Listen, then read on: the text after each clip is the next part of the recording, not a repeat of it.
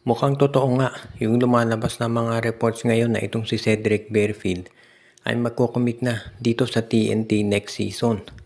At ang mangyayari ay hindi na nito tatapusin yung kanyang kontrata dito sa TNT Tropang Gigat at siya ay ite-trade na dito sa MVP Group. Posibleng maging kapalit nito ay si Kim Aurin, si Barkley Ebonia at sasamahan ng isa pang first round draft pick. Parang ganyan daw magiging usapan dahil mukhang nakikita ng TNT na gusto nilang makasiguro na kahit hindi 100% itong si Jordan Heading ay meron silang isang point guard pa na magagamit. At ngayon nga, itong si Cedric Barefield, kung yan mapupunta dito sa TNT, aba ang lakas ng backcourt nila.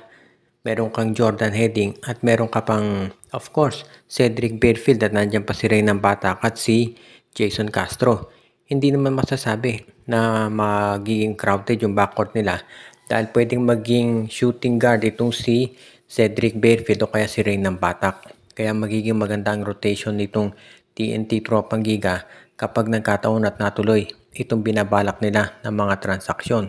At alam din natin na magiging maganda to para dito sa TNT Tropang Giga.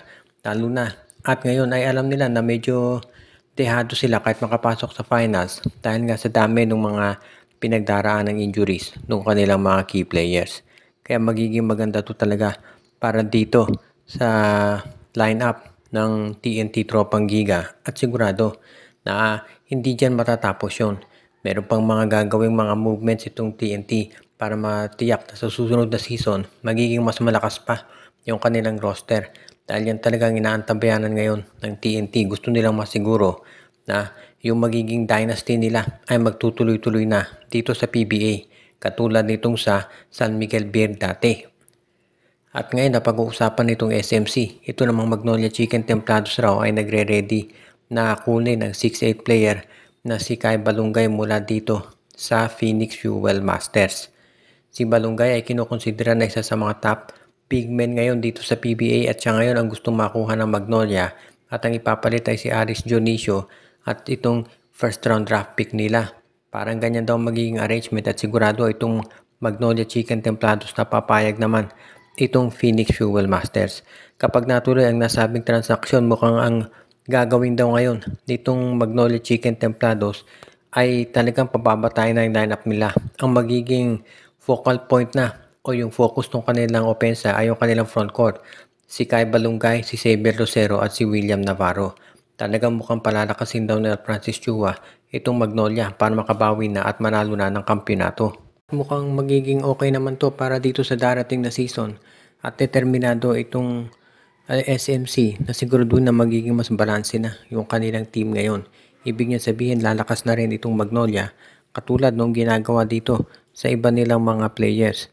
Kaya kailangan din talaga ito ng Magnolia para alam naman natin na maging maayos yung kanilang roster sa darating na season at mabigyan pa raw ng isang chance itong si Chito Victolero. Parang yan daw ngayon ang kinukonsidera mabuti itong lineup ng Magnolia pero syempre lahat ng yan ay magdedetermina talaga kung ano ang mararating nila. At syempre kinakailangan nilang masiguro na papayag itong Phoenix Fuel Masters dito sa kanilang sabihin nating plano. At alam naman natin na itong Phoenix Fuel Masters, independent team yan.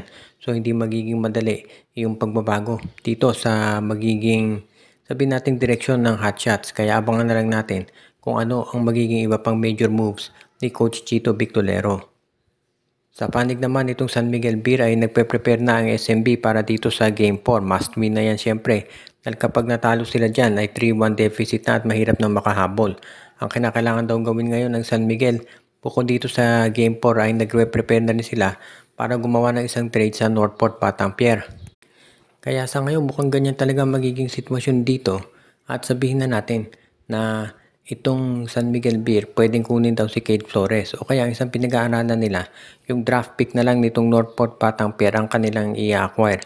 Dahil kung ang titignan daw dito sa draft ay maraming sasali na malalaking players. Baka dyan na sabihin natin gumawa ng desisyon. Itong San Miguel na mas mabuti dyan na lang sila kumuha. At alam din naman natin na itong San Miguel Beer ay gusto na makasiguro na mayroon na sila magiging backup talaga dito kay Junmar Fajardo. Napakahusay na player ni Junmar, alam natin yan. Pero nakikita na natin yung tinatawag na wear and tear Dahil sa tagal na paglalaro ni Junmar dito sa San Miguel, syempre, kumbaga sabi nila marami na pinagdaanan niyan at hindi na siya katulad nung dati na kaya yung ganyan banggaan lang ng banggaan. Kinakailangan na talaga nila na magkaroon ng mas bago o mga mas batang big man para tumulong dito kay Fajardo. Katulad ng ginagawa nitong Barangay Ginebra na gusto rin kumuha ng iba pang mga big men dito para kasama naman itong si Japet Aguilar. Ang pinakaiba kasi yung laro ni Japet mostly sa perimeter. Samantala si Junmar banggaan talaga doon sa loob, so mas nagkakaroon siya ng wear and tear. Kaya kinakailangan talaga ngayon ng San Miguel ng additional pang player na maibibigay dito sa kanilang roster para masiguro na magiging mas matindi talaga yung kanilang lineup. At alam naman natin na itong San Miguel Beer, kinakailangan nilang masiguro talaga na yung mga kukunin nilang big man ay talagang magiging isa dito sa pinakamahusay. Dahil syempre, kinakailangan yan talaga kapag nandyan si Junmar Fajardo. At ang huli naman nating balita ngayon, ito raw Barangay Ginebra base dito sa mga impormasyong lumalabas ay nagre-ready na rin na kunin daw itong si Chris Newsam. Dahil ang gusto raw gawin itong Barangay Ginebra ay masecure ang serbisyo nito dahil ang balita mukhang hindi na raw masaya si Newsam dito sa Meralco Balls. Kaya nga gagawin ng Barangay Ginebra ay sasamantalahin ang pagkakataong ito para makuha si Newsam at siya naman ang masama dito sa kanilang roster. Alam ng Barangay Ginebra na itong si Newsam gusto niya talaga ay manalo ng kampyonato. At alam naman natin Barangay Ginebra yan ang best option mo ngayon dahil sa lalim ng lineup nila.